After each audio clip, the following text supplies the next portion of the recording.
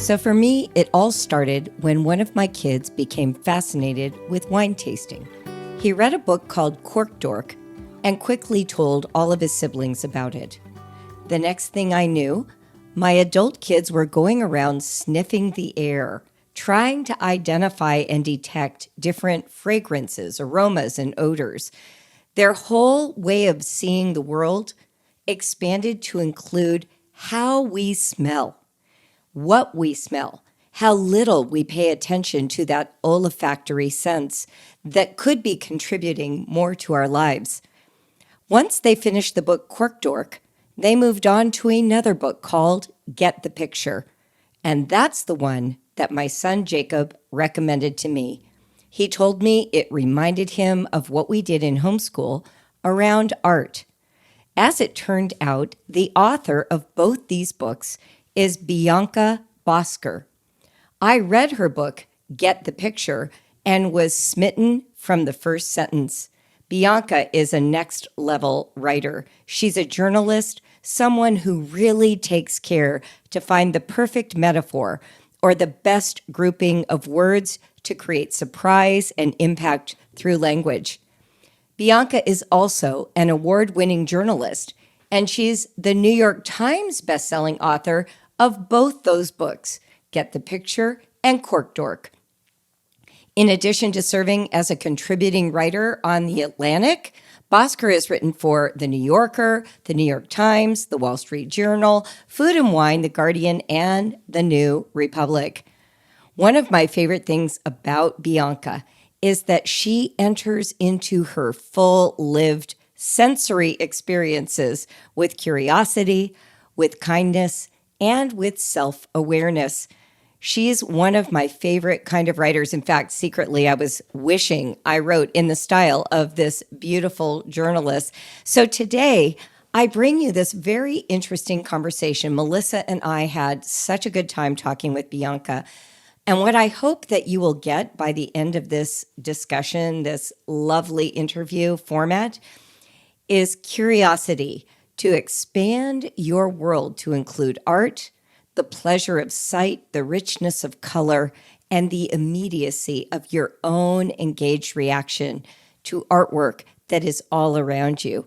Without waiting another minute, let's dive right into that amazing conversation with Bianca Bosker.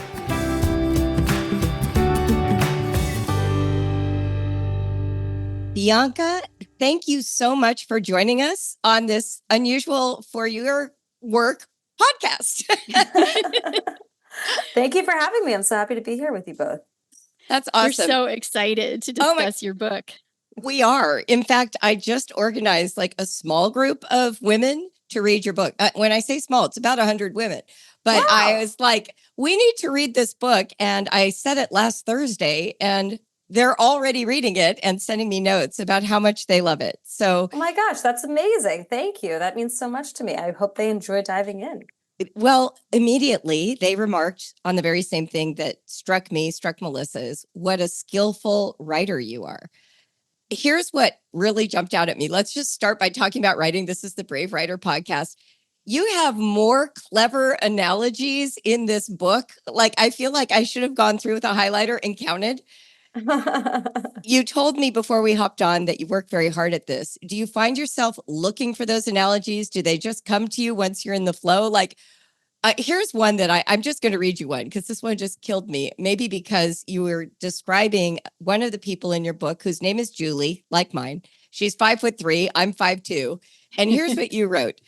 Julie is approximately 5'3", would lose a wrestling match with al dente spaghetti and struck fear into my heart. Okay, this wrestling match with al dente spaghetti made me laugh out loud. Like,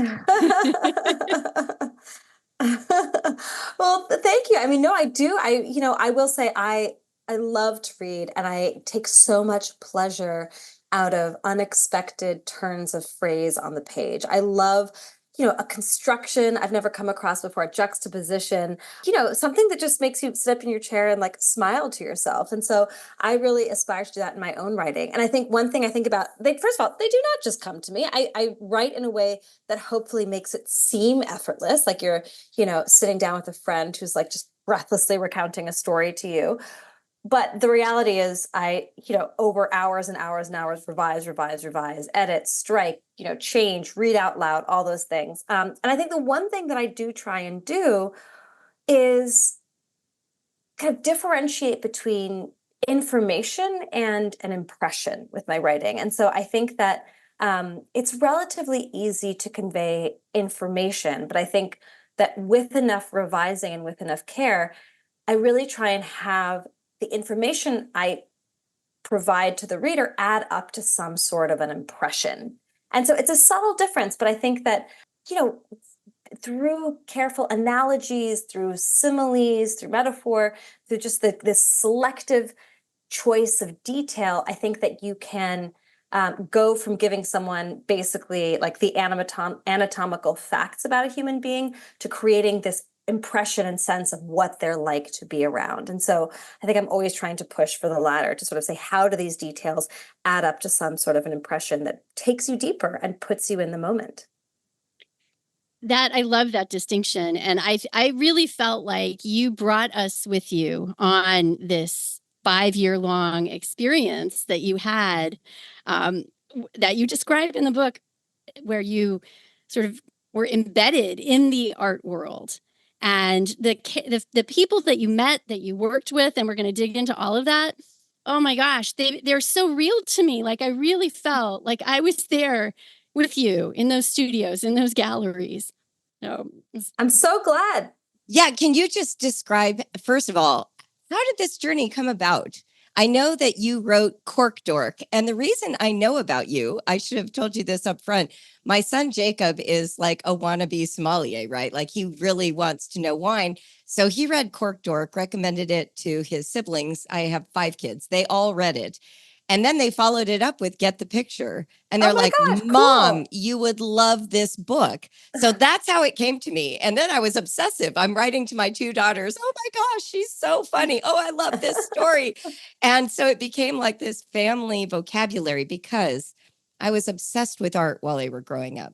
It was my single subject that helped me access all subjects in a fresh way. I felt like art taught me to see in a way I had never seen. It taught me to think in ways I had never thought. And then you captured it at this other level, the sort of New York art scene, which I knew nothing about.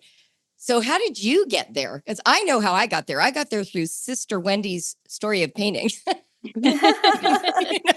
How did you get there?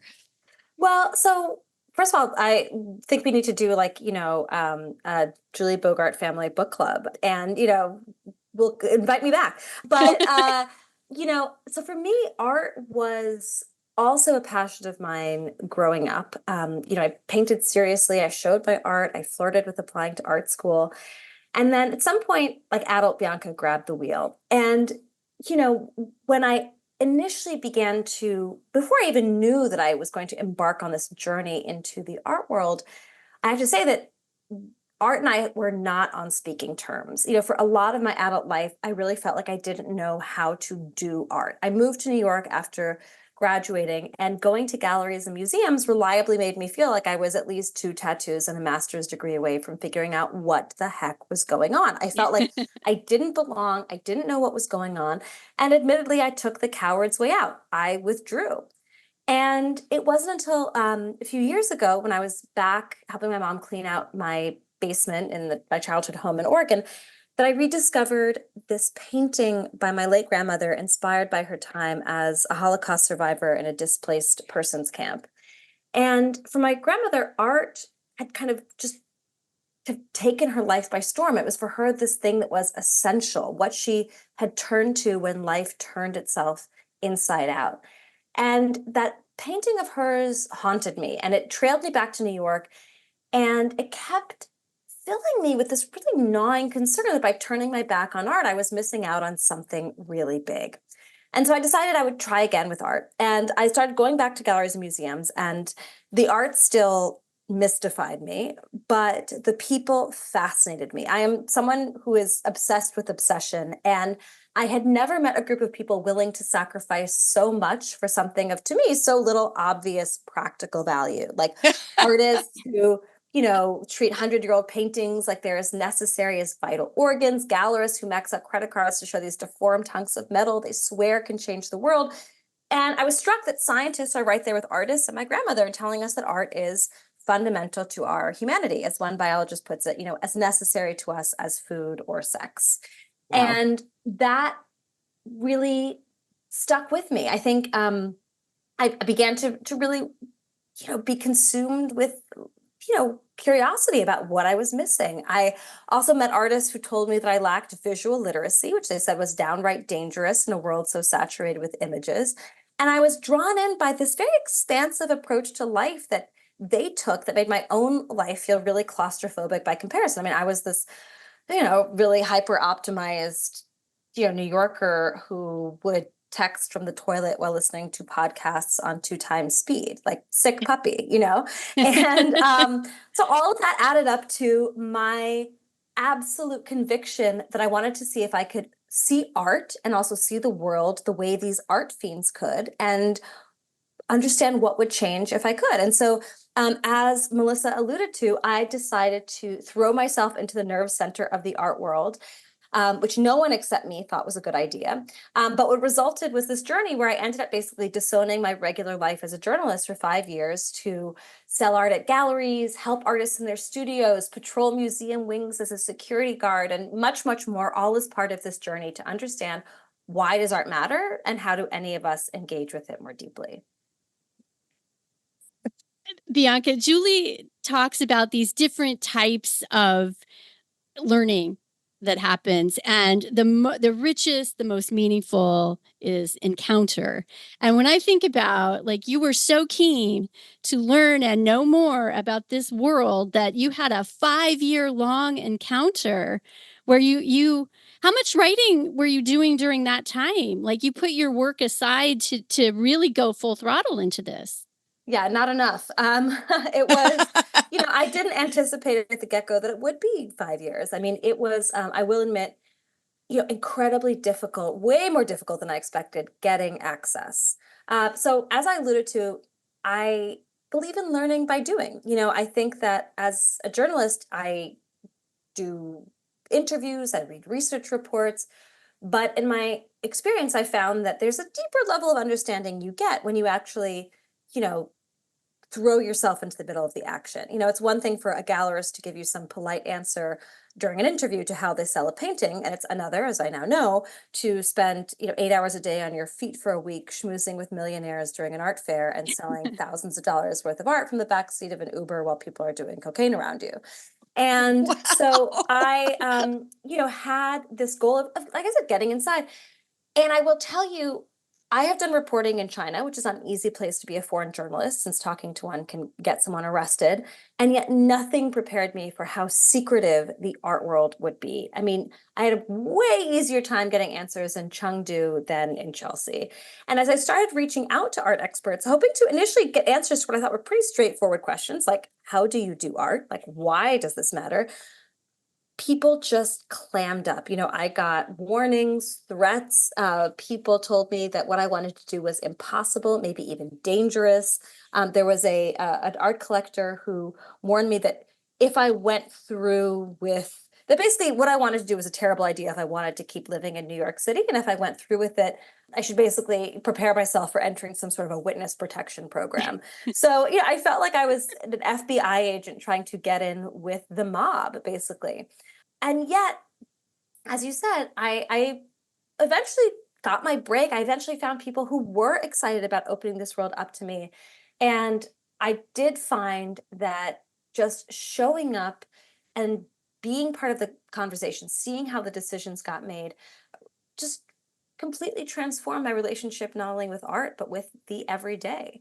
And I do believe that oftentimes the miraculous emerges from the mundane. I think that by just seeing how, what keeps people up at night, how they pay their bills, why an artist picks this color blue over another one, just being present for those moments helped me understand these fundamental questions that are really at the core of our relationship with art, both in the studio and in a museum, but also just in our everyday lives as well. One of the interesting aspects of the discussion that you share in your book has to do with context, trying to understand the motivations, the information that is sort of around the pieces. I was particularly struck by the language, like the way that it was almost like marketing language, right? Like upgrading. We wouldn't say that we sold a painting, it was placed, right? Or that they acquired it, they didn't purchase it. You had other ones like, what was the one about the walls? Wall-based art and object-oriented ontology. Right. Or like one of my favorite examples is right. And according to ArtSpeak, it's indexical marks of the artist's body, which of course is what we would call finger painting in our normal life. So there's a certain, I loved when you said you're fascinated with fanaticism. I am too. And I'm a fan. I like being a fan of sports teams, of Taylor Swift, of, Bono, like whoever. There is a culture that arises, and then there is vocabulary that becomes associated with that world. What is the key thing that you learned about the power of language to shape an experience? Because weirdly, art is visual, and yet it really sounded like the lexicon for art was very specific, nuanced, and almost just very narrow, right? Like limited. It was like limiting in a strange way to me when I was reading. How did you see that? I mean, I think it was largely unintelligible when you get right down to it. I think ArtSpeak is not a language that was designed for clear communication. It is designed to identify, someone who gets it, quote unquote, from someone who doesn't. It's designed, to sort of set people apart into a particular clique of self-identified insiders and kind of exclude, I think, other people. There was this fascinating study of art world press releases that was done that found that the words spatial and non-spatial get used interchangeably when it comes to this international art English or art speak. They mean this. You mean they mean the same thing? They can I be. think I don't think they do mean the same thing, but I think that they are used as it just I think goes to show that there's just kind of a performative aspect with the language rather than a communicative goal with this language.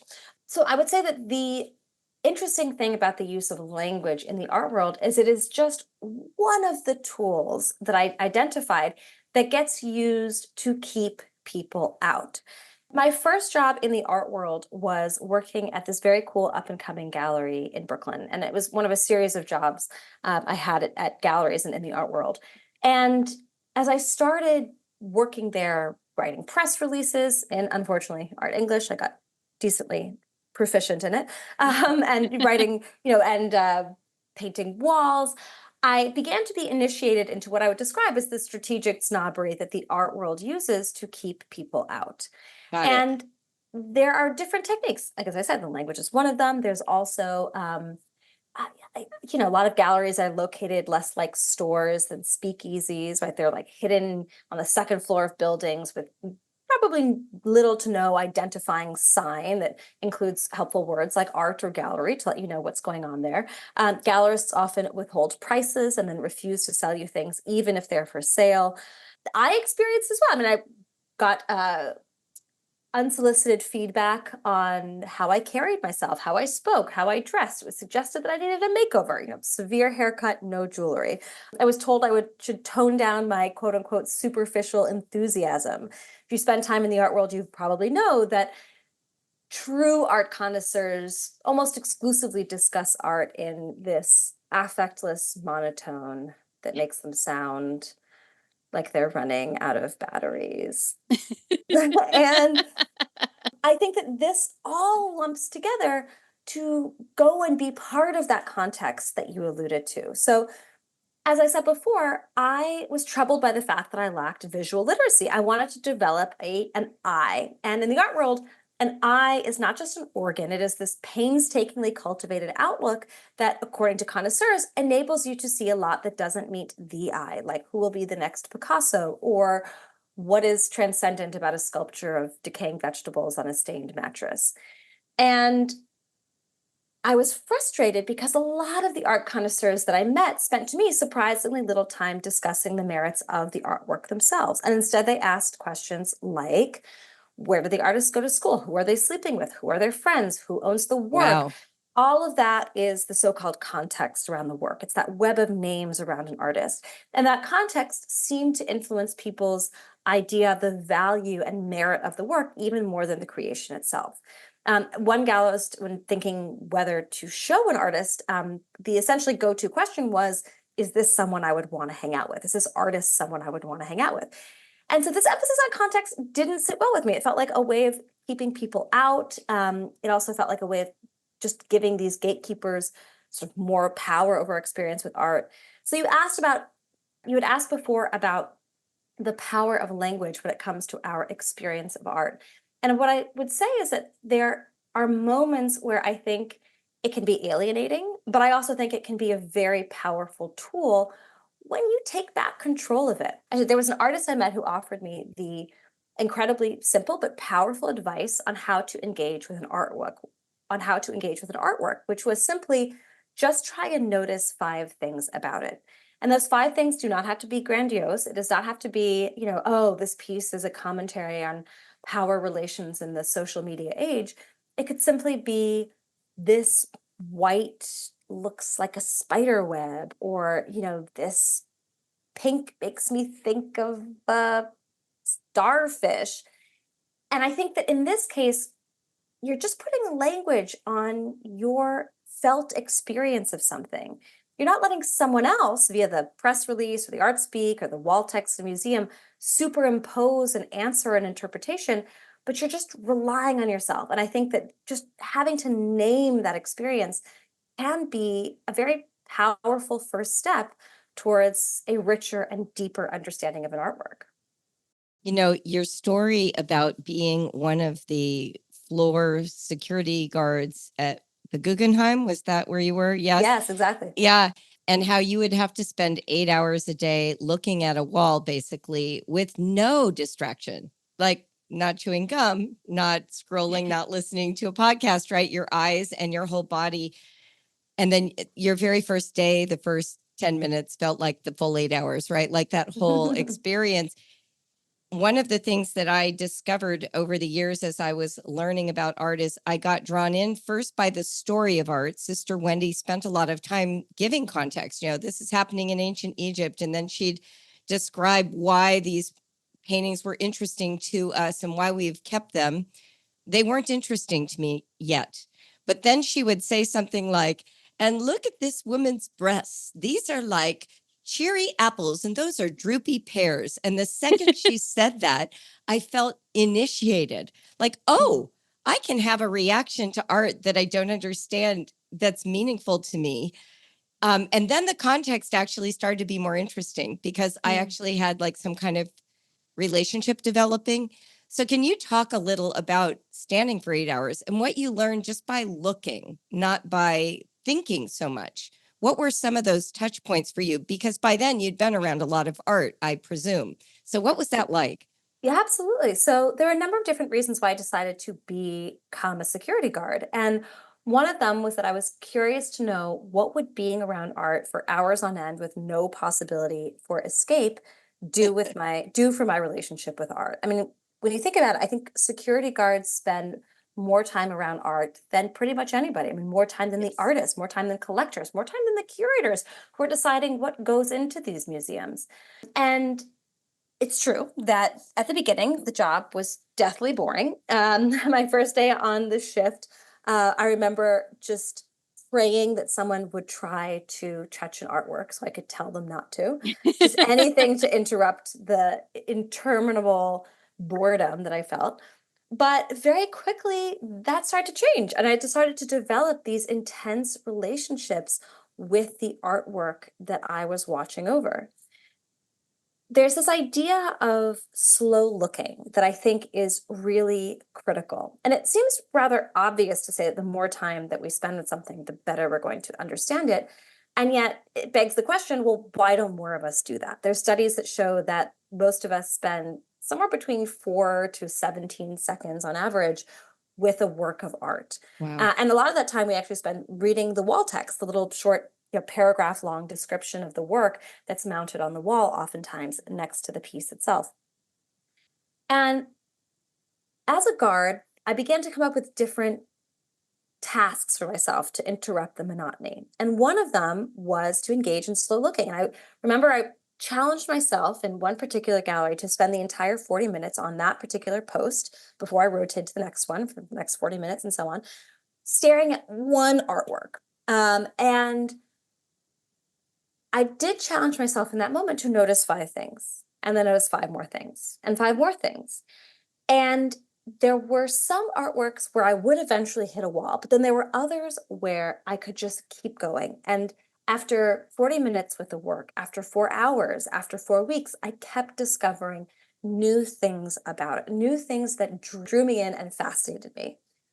There was one piece in particular, I'm not going to give you the name because I think talking about language tends to limit people's view of all the things that the sculpture can be, but it's a piece by Konstantin Brancusi, a sculptor that is essentially a sweep of the whitest, softest, roundest marble you've ever seen, protruding upwards, almost like a piece of toothpaste being squeezed out of a toothpaste container, but so much more elegant than that description implies. And this piece, I began to go out of my way during my lunch breaks just to be around it. And that was after I had already spent hours with it, in the course of a day. And every day it would become something new. And it was the first time where I felt what can only be described as love for a hunk of rock. It was this feeling that I could be with it for as long as I could see in the future and never be tired of its company. And as I said, in that experience of slow looking, I had other relationships with other works on the ramps that I guarded. They were abstract expressionist pieces that just drove me crazy. I found they were so annoying and kind of full of themselves. There was a Francis Bacon work that was incredibly bewitching to me one day, and that would be just overkill and kind of disgusting the next. We went through a lot of phases with that work. It was a very torrid affair. And all told, I do think that it did transform the way I think about looking at art. I think I used to go to museums and galleries, and I felt like I had to look at every single thing in the building. That was the only way to get my money's worth. And now I believe that that's sort of like going to an all-you-can-eat buffet and binging on like waffles and sushi and mimosas and cheese fries, and then wondering why you feel sick at the end of it. Like it's too much. And I do think that there's something to be said for taking a more a la carte approach. And you don't have to look at everything, but do give some things your time. Spend 5 minutes with the work, 15, 50. Spend as long as you can. If there's one in a visit that resonates with you, you've done it. In talking with artists, one thing that jumps out at me is artists, yes, are hoping to sell their work by and large. They want to support themselves and what they're doing. But what they really just want from you is a little bit of your time. They want your attention. They have created this experience for you to have in front of this object. And all they're really hoping for is that you will share some of your life, some moment with it, and emerge from that transformed in some way. And so I think that's just at its core important to remember. And lastly, just try and see it in person. I do think engaging with a work of art is sort of like engaging with a human being, in the sense that we're each going to have different relationships. We're going to have different favorites and things that we like less. But the more time you spend with it, the more you're going to get to know it. And it's one thing to be on a Zoom with someone, as we all know, and it's quite another to be sitting across the table from them. So when it comes to art, take your time, be with it in person, and also be adventurous. See things that you may not think you're going to like, things you've never heard about before, and just see where that adventure leads you. Have you ever heard the expression, cells that fire together, wire together? This is a neurologist's description of what happens when your kids engage in purposeful practice. To that end, Brave Writer has a brand new product called Practice Pages. You know how sometimes you just want to target one sticky, tricky issue? Maybe your kids mix up common and proper nouns, or maybe they have a hard time differentiating between the 3 uses of there, and there. Now we've got these short lessons that make use of French-style dictation and reverse dictation tactics to narrow the focus to those specific tricky issues and help your child expand their practice so that those cells can fire and wire together. If you'd like to learn more, go to bravewriter.com/pages or check our show notes.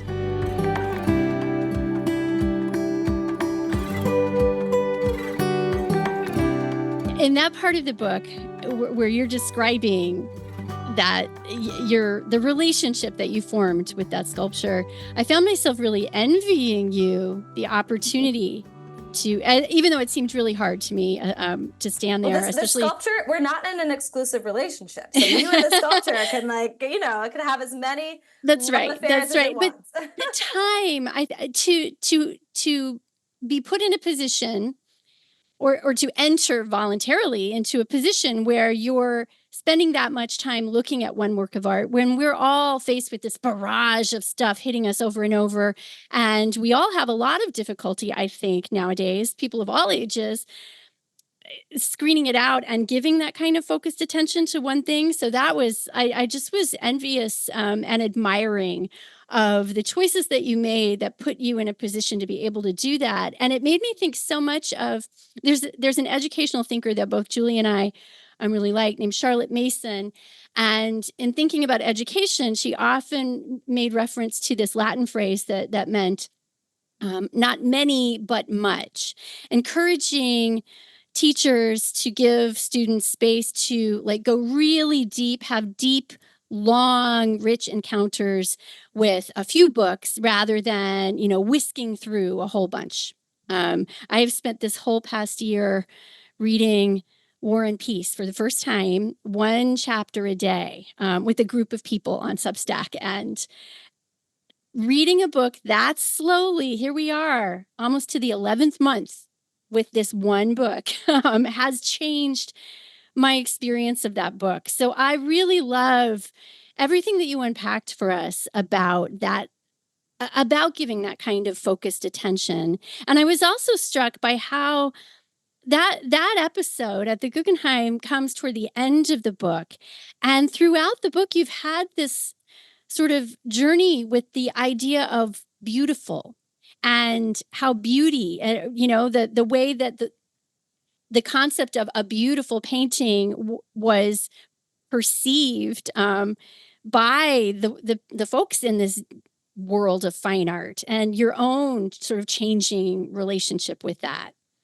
Yeah, that beauty became, we come to art thinking I'm looking for something soothing, moving, beautiful, but you developed an appetite for the strange, for the challenging, which I think it's sort of like you start out, with grilled cheese and tomato soup, and then eventually you get interested in a spice palette as you adventure more in food. When did you notice that your appetite had changed? Did it just hit you one day? Was it happening gradually over time? What was that like for you? I want to start, Melissa, by acknowledging what you said about taking time with the work. It's hard. We have a lot of distractions. We have a lot of things going on.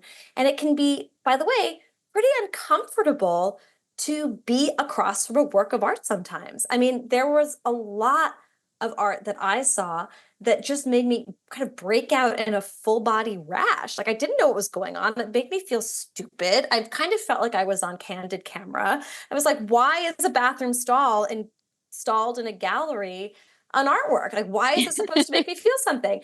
I'm getting sweaty just thinking about it. And so I do think that, first of all, artists actually kind of endorse that feeling of discomfort. And it's not pleasant, but if you push through it, I think there's something incredibly rewarding on the other side. And one thing that, and as I said before, one of the goals of my journey was to understand, like I said, why art matters and how any of us can engage with it more deeply. And there are many different answers to that. I tried to capture many of those different answers in my book, but there were some that resonated more with me than with others, I have to be honest.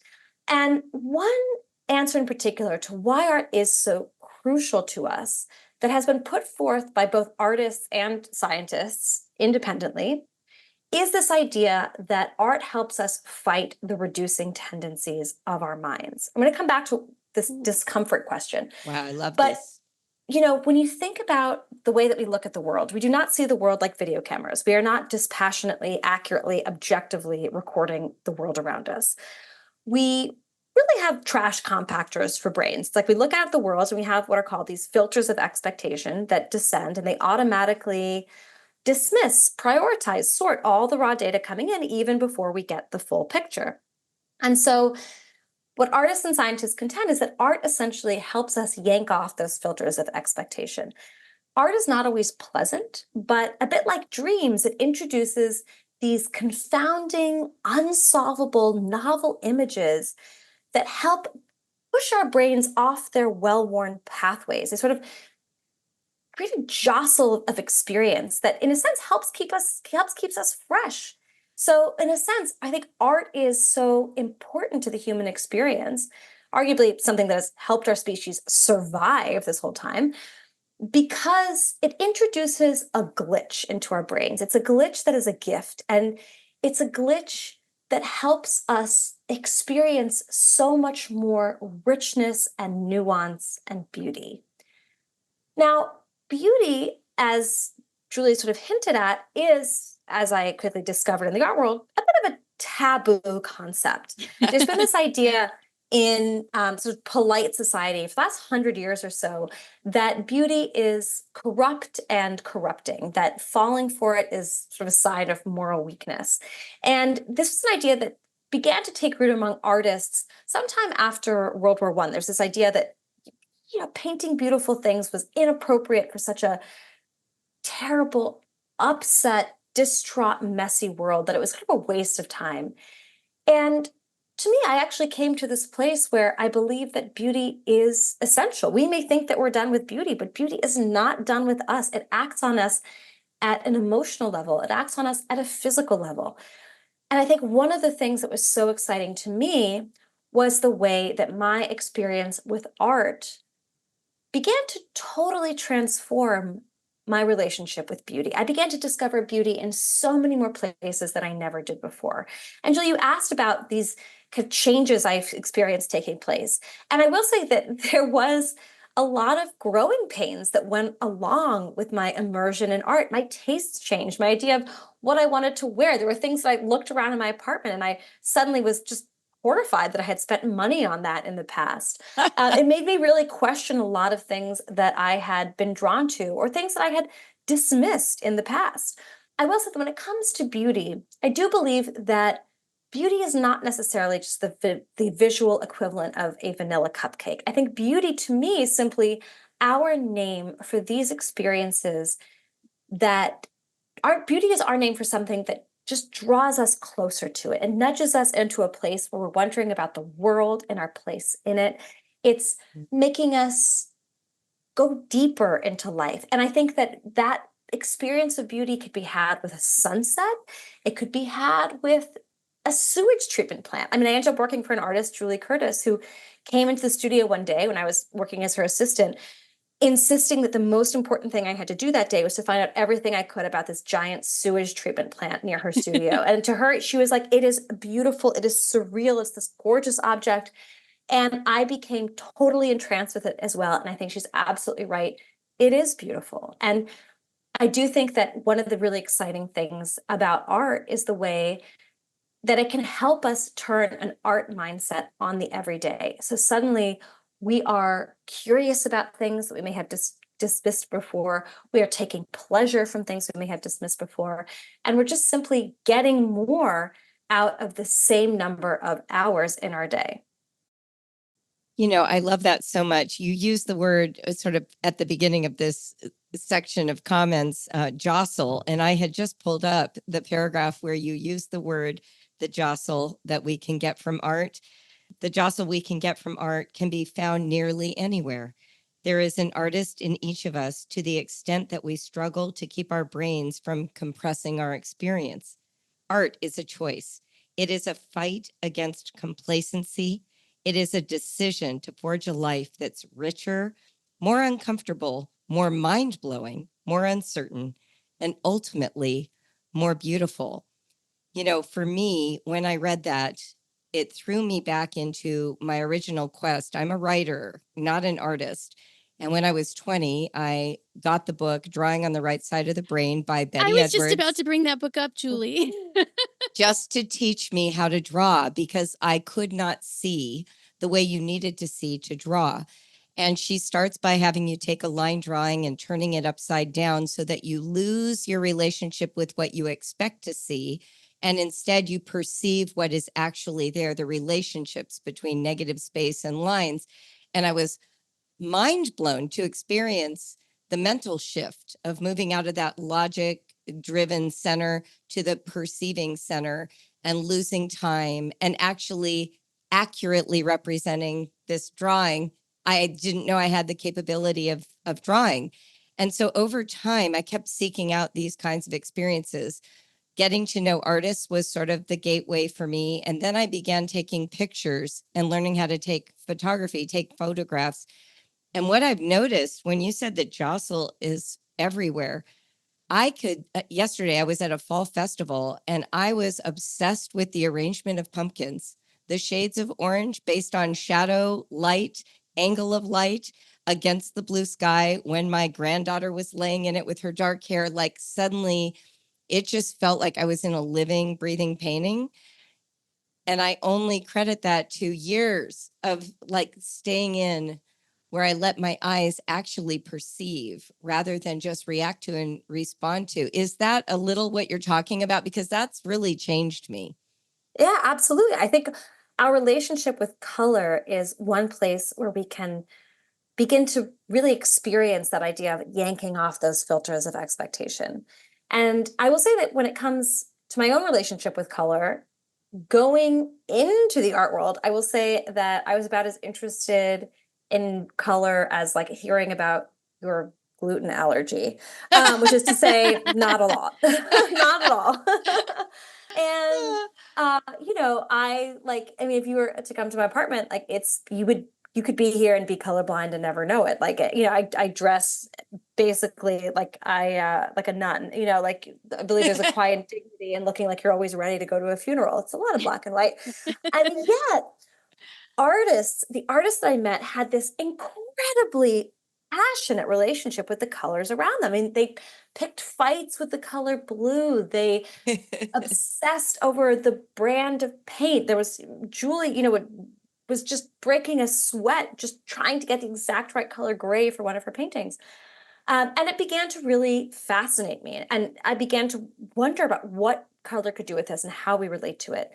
And there is this phenomenon called color constancy, which essentially is when we look out at the world, our brain is automatically adjusting what we register as a particular color, even if the light rays bouncing off that object are not kind of the color label that we're applying on it. So to try and give a concrete example, imagine a bowl of lemons. In a particular light, those lemons may look yellow, and in another light, because of, maybe it's a bluish light or something like that, the lemons, the skin of them may actually look kind of green. Exactly. But color constancy in our brains ensures that when we look at those bowl of lemons, we always see them as what we think of as yellow. We know that lemons don't spontaneously change color. So, okay, it's yellow. Basically, our brains override the actual physical data coming into us. There's actually a researcher I talked to about this who made an interesting point, which is that color constancy gets better with age. So maybe babies constantly feel like they're tripping because they don't have these color constancies. So maybe color of the walls is alternating between a white and a yellow and a purple, depending on different types of day. I mean, it could be crazy for them. We just don't have a way of asking them.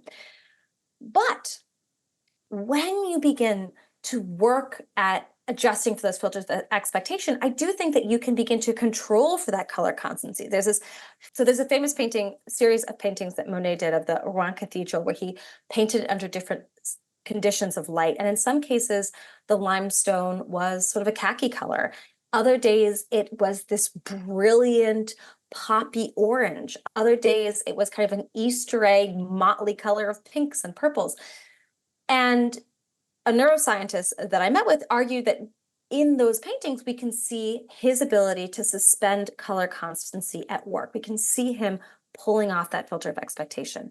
And for me now, I do find that my experience of color is completely different. It is hedonistic. Like there are greens and yellows, especially as the leaves are changing in the fall, that fill me with that same kind of delicious physical response as biting into like a juicy hamburger. I'm like a dog at the park running after different colors um, at different times of year, where I'm just so drawn in by like the dazzle of a purple. I was on the subway the other day and there was this woman, she probably thought I was insane. I couldn't stop staring at her because she had this beautiful like magenta coat with these bright blue sneakers. So I do think that this is just one little tiny example, but a relevant one and a powerful one nonetheless, of the ways that we can discover these new sources of information, of beauty, of richness in the world around us with art. It makes us feel so much more connected to our lives. You know, we're living in such a virtual experience of the world right now. Everything is mediated through a screen, and some of that becomes flattened. It also becomes interpreted by the camera. And so that ability to go out and actually notice.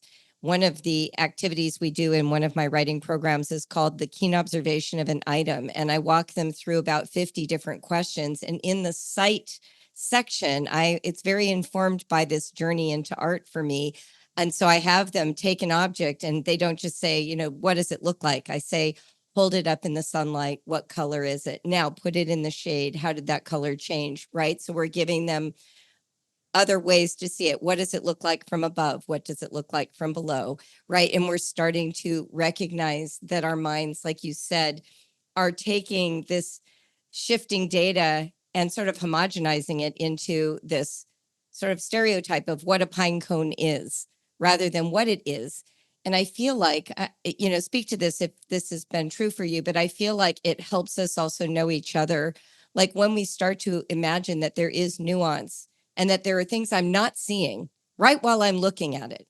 If you train yourself to recognize there's more to see here that I'm not seeing right now, maybe that helps us to see more of the person in front of me too, to not just assume that first impression is the complete impression. Do you have that experience a little bit, do you think? Yes, well, I think that art is practice for appreciating life, but it's also practice for creating a life worth appreciating.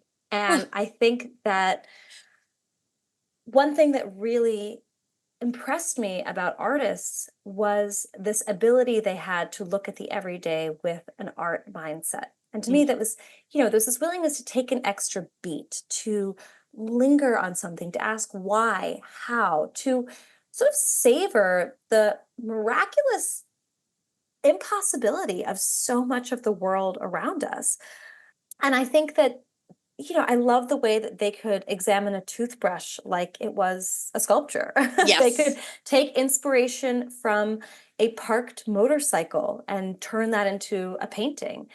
And I do think that, as you sort of alluded to, there's a great power in seeing things by unseeing them.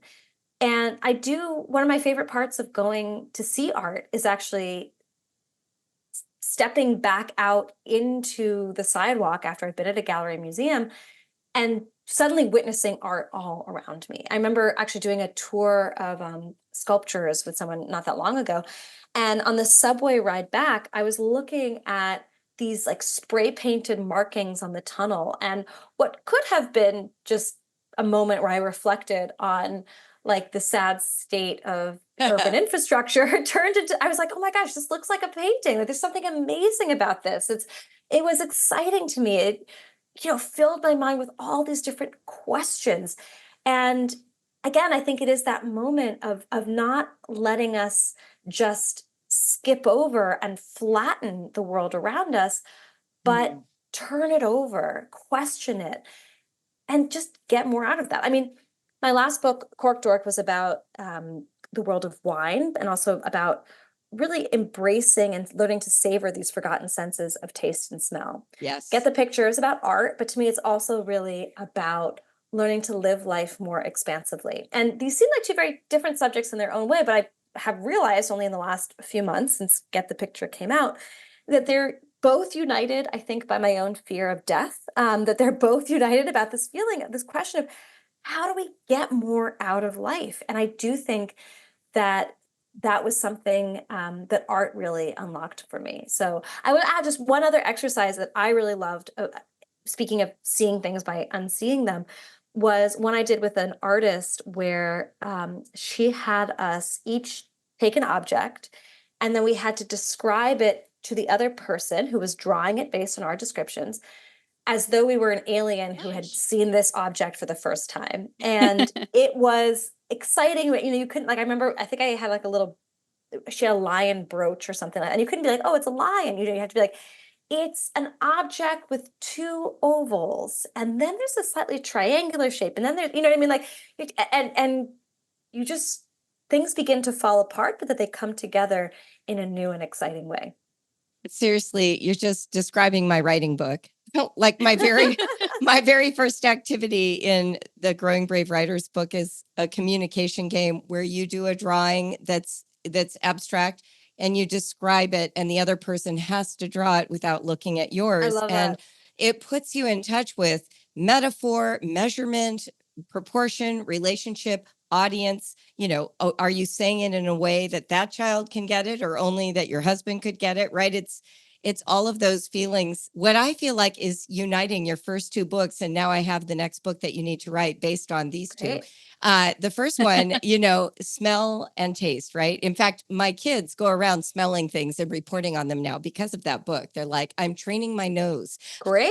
I love it. Me too. I still do it. Yeah. And these are adults, by the way. They're like your age, but like that, you know what I mean? Like they're really into it.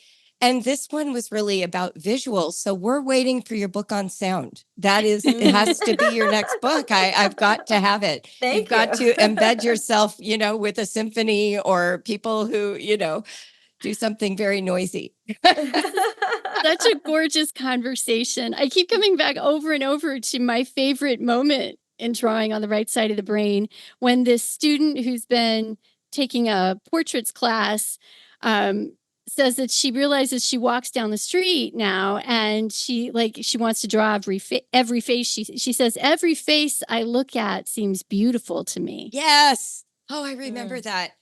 Oh, and great. That made such an impact on me long ago. Some of my work is poetry, and that careful, close, loving observation of a thing, warts and all, is part of the act of the poet. To let it surprise you, to let a thing or an experience or an idea startle you, jostle you, like you said. Love that word. So I'm loving when you talk about that hedonistic experience of color, or Julie, like the pumpkins, the wastewater treatment plant, Bianca, that part of the book, I was just like, yeah, like that looking at something like in an unexpected way that startles you, and then you get to startle the world with the discovery of it, is where the real magic is to me. Yeah. Yeah. I think, unfortunately, there's an idea that looking at art has to be an exclusively cerebral experience. And the modernists are somewhat to blame for this. They help propagate this idea that looking at art should sort of be this bloodless, philosophical experience, that art was really about ideas. And art can be ideas. It often is about ideas. It often just prompts us to have our own ideas and makes us think. But I also think it is important to remember, as I alluded to before, that we are a body and an artwork is a physical experience, and we can relate to it at the physical level. When I was working for another gallery, I had gone with them to an absolutely insane art fair during the Bacchanal, that is Art Basel Miami Beach. And I was trying to help them sell these photographs. And I was getting extremely frustrated because I was having a really hard time selling any of the photographs. And I had read everything that the artist had ever said about the work. I had memorized the press release. I had read every review of her work. I made like a 17-page outline about the work. And yet I wasn't selling. And it dawned on me eventually that the one thing I hadn't done was to actually look at the work. The gallerist I was working for, Elizabeth Denny, her advice was just stay in the work. And when I did that, I realized that these paintings, I mean, sorry, these photographs, so they look like paintings. These photographs were just pleasant to be in. They were just pleasant to be around. Being in their company was like sitting on the beach under the sun. They just filled you with this warmth, with this great feeling. And what was so bad about that? They didn't have to just be like, again, a sort of commentary on the tradition of cubism and the relationship between sculpture and form versus, wall-based work. No, I mean, they were just good company. They made me think differently, but they also just made me feel differently. And so I do think it's just important to remember, again, there's no wrong way. And if just thinking about the ideas is working for you, that's great. But there is also this other pathway that involves just getting back into our body when we're around art. And how perfect for children. Our audience Mm. is mostly mothers, and they're taking kids to the museum. One of the things that I have noticed, and I really felt this with your Guggenheim security guard moment, there's intimacy that's cultivated on the second look, right? Sometimes when we go into a museum, we're just like, it's a new place. We don't know any of these paintings. We're sort of bombarded. Our senses are bombarded. We don't know how to slow down. Everything's a first encounter. It's like speed dating. You're just like, they all start to seem like the same dude, and you don't like any of them. But if you have like a pre-meeting, so one of the things we recommend with our families is that they go in actually to the gift store first, look at the pictures of the paintings, take a few postcards, maybe have each child have one, and then like treasure hunt your way to that painting by just having glimpsed it in its two-dimensional flat space and then re-encountering it as a three-dimensional piece of art is very activating for children. Like they suddenly see it in a way that they don't see if you just slog through every single painting in the place. And I remember even with my children, we got very cozy with the Cincinnati Art Museum. We went there at one point once a month. We would bring our drawing pencils and we would pick one room to be in, and everyone would just find one painting. And this was kind of a way that we developed a love of art, honestly, very patient over time, repeated exposures. There's no race, right? Like we're not trying to accumulate, oh, I've seen every Monet. That's not even the goal. It's really to become intimate to the degree that it's meaningful. Yeah, and I should add that one of the things I suggest for people is just to pay attention to the decisions that an artist made. And that was for me a real breakthrough I had when I was working in artists' studios. Is I think there's something about the way that art appears in galleries and museums that makes it seem like this immaculate conception, like it just appeared on the wall. And also a lot of the way that art gets talked about in press releases, in the wall text at museums, is does emphasize the idea behind the work. This is for the last 100 years or so sort of been a through line. There's been this idea that what really matters about the work is the idea behind it. The thought trumps the thing. And yet, working with artists in their studios, I realized that making art is pretty much athletic. It is blistery, it is bloody, it is hard work. And as Julie Curtis would say when I worked with her, painting is constant decision making. And so when you're looking at something, it may look easy, it may look unfinished, but it is deliberate. There's an artist who is in control of those decisions. And so I think that is also a kind of question that can begin to unlock things in a piece is what decisions did an artist make? Why? What does that do? And to your point about just getting more out of an encounter with art. I did an exercise the other day with some students who were in college, but I think this works with any age. That was so much fun where I essentially asked them to write about different artworks using different senses. And so one was about like, how does this piece smell? Right. And of course, you weren't actually smelling the work, but it was just another way to kind of bypass maybe some of our own hangups about what we're looking at, or what would this piece taste like, what would it sound like, and I think Nice. that there's different ways beyond just saying what are we looking at to get into a work. I will also say lastly, I don't know, like kids are great at looking at art. I loved the way that Yes. kids would engage with art when I was at the Guggenheim. They were like the A+ viewers. I remember one who was running around, he had this wild-eyed look in eye, and he was like, I love them all. Like, he just was so happy to be there. It was fantastic.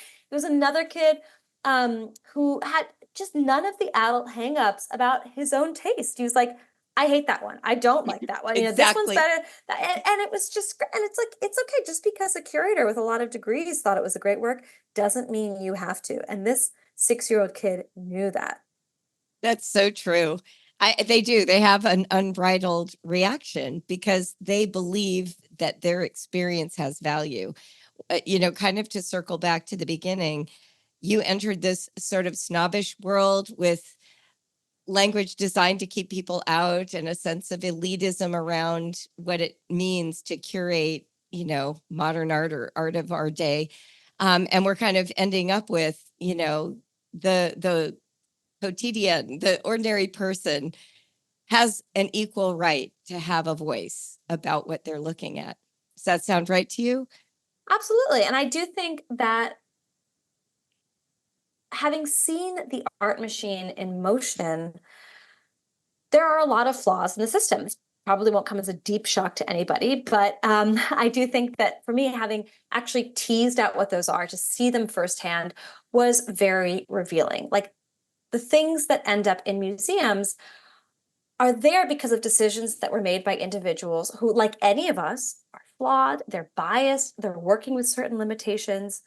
And while the experiences that we have in museums can be absolutely breathtaking, I also think there's something to be said for spending less time with the quote unquote masterpieces and more time with the undiscovered, uncelebrated, unheralded art. So to me, that means, step outside of the museum, go see art at the local art school, go to that gallery in someone's garage, go to the gallery in a basement. I think that is also really critical to develop your own eye. And I think one way that we begin to hopefully make the whole system a little better, first of all, yes, we should outlaw art speak, but second of all, look, there's a lot that the gatekeepers can do, and I think have a responsibility to do, to open this world up to more people. At the same time, we can begin to take some control over the situation by developing our own eye, by developing our own visual literacy. And I think one key way of doing that is by being more adventurous with our tastes. It's about challenging ourselves. And I think that in the process, we can potentially support a greater diversity of forms of art expression, a greater plethora of artists, simply by relying on our own judgment as opposed to outsourcing our taste to the hive mind. And the great news is that a lot of these galleries are free. The wonderful thing is that they are free, they're open to the public, and you can just walk right in. And a lot of cities have murals. Our city of Cincinnati has murals walking distance all around. They have certain alleys dedicated to artworks. And so they'll have all kinds of different, what looks like graffiti to some, but full scale, graffiti, a form of art. My son-in-law is actually a muralist, and I've gotten to watch his process, and it's very much like how you describe with the decision making, and also that ability to make a mark and erase it. Like, I didn't know, people who aren't around artists may not realize that there's a lot of revision in art, just like there is in writing. And then we recently had a light show here in Cincinnati that was coordinated with all the murals and featuring them with this other art form. So cities often have public displays of art, and you can look into that in your city as well. And Blink is the name of the one that we had here, but I'm sure there are other forms of that in cities where you all live. Or go to the library. And the best part is, before you know it, you're going to be seeing art everywhere. So absolutely. There you go. Goodness, wasn't this the best, Melissa? It was. I'm beaming. No, I think we were just smiling the entire time. Bianca, you are a treasure. You're a great writer. Fabulous. Oh, you're so sweet. Well, thank you for having me. It's such a pleasure to discuss. It's a subject very near and dear to my heart.